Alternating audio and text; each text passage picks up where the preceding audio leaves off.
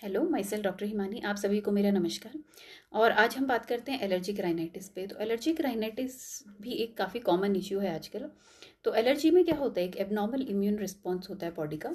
अब इसका triggering factor कुछ भी हो सकते हैं, जैसे for example pollen grain, dust, animal dander, weather changes, smell, smoke. तो इस तरह से बहुत सारी चीज़ें होती हैं जिससे ये ट्रिगर हो जाता है। और पेशेंट में क्या होता है कि नाक से पानी आना, छींकें आना। ज़्यादातर पेशेंट कंप्लेंट करते हैं कि सुबह सुबह उठ के बहुत ज़्यादा छींकें आती हैं और नाक से पानी आता है। कई बार नेज़ल ब्लॉकेज भी हो जाता है। कुछ लोगों में एक्सट्रीम कंडीशन में नेज़ल पॉलिप्स भी बन जाते हैं और फिर उनको सांस लेने में दिक्कत आती है। तो किसी किसी की तो फैमिली हिस्ट्री में ये प्रॉब्लम मिलती है कि एलर्जी की हिस्ट्री रहती है और वो जेनेटिकली पास डाउन होती है ऑफस्प्रिंग्स को। और कहीं कहीं एस्थमा की हिस्ट्री भी मिलती है, जो क्रोनिक केसेस हैं।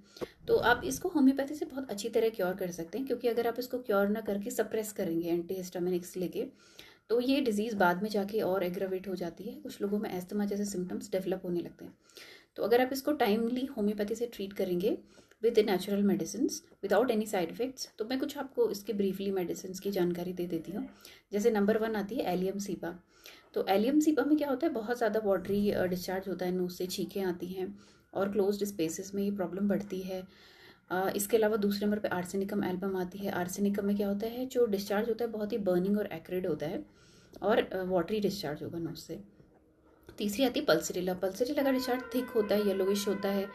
तो अगर इस तरह का पेशेंट है और उसको ओपन ईयर की डिज़ायर है, आप पल्सरेला दे सकते हैं।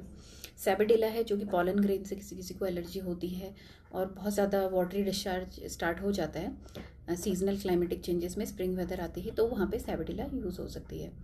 इस तरह से वायथिया आती है। वायथिया में भी इसी तरह से एलर्जिक राइनाइटिस के सिम्टम्स प्रोमिनेंट होते हैं, तो वहाँ पे ये दे सकते हैं। तो होम्योपैथी में इस तरह का बहुत सारा स्टोर है मेडिसिन का, जो इन सारे ही सिम्टम्स को इजीली क्योर करती है naturally without any side effects.